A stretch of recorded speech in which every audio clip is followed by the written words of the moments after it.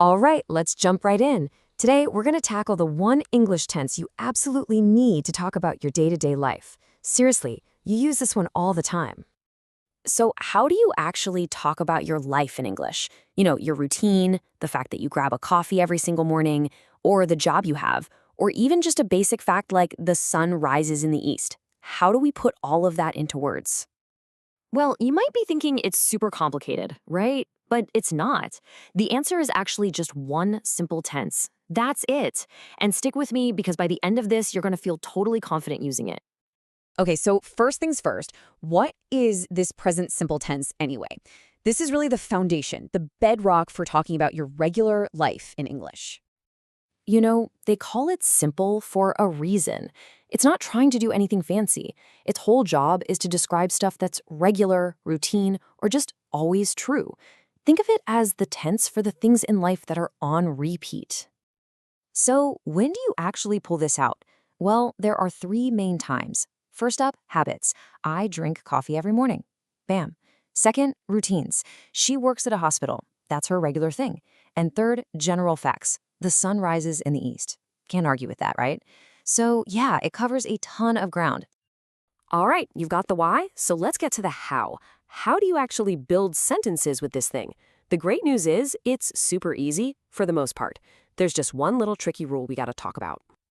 Okay, the basic formula couldn't be easier. It's just subject plus the base verb. That's it. So for I, you, we, and they, you don't change the verb at all. I work.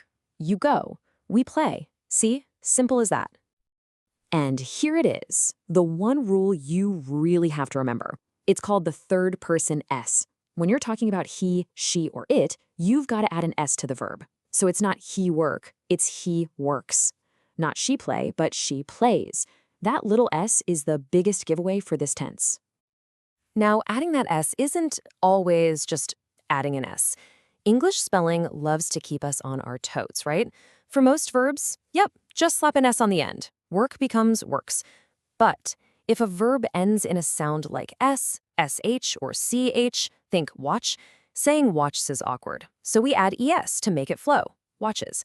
And for verbs ending in a consonant, then a Y, like study, the Y becomes IES, studies.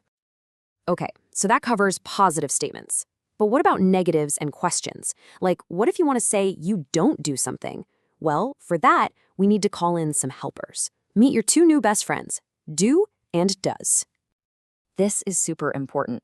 To make something negative, you use don't or doesn't. But here's the magic trick. Look at the he, she, it side.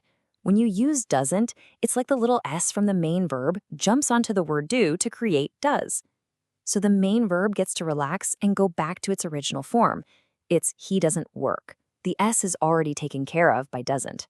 That helper verb does all the work for you. And guess what? It's the exact same idea for questions. You start with do or does, and once again, as soon as does shows up at the beginning of the sentence, it takes the S's job. The main verb goes back to its base form. So you ask, does he like pizza? Not does he likes.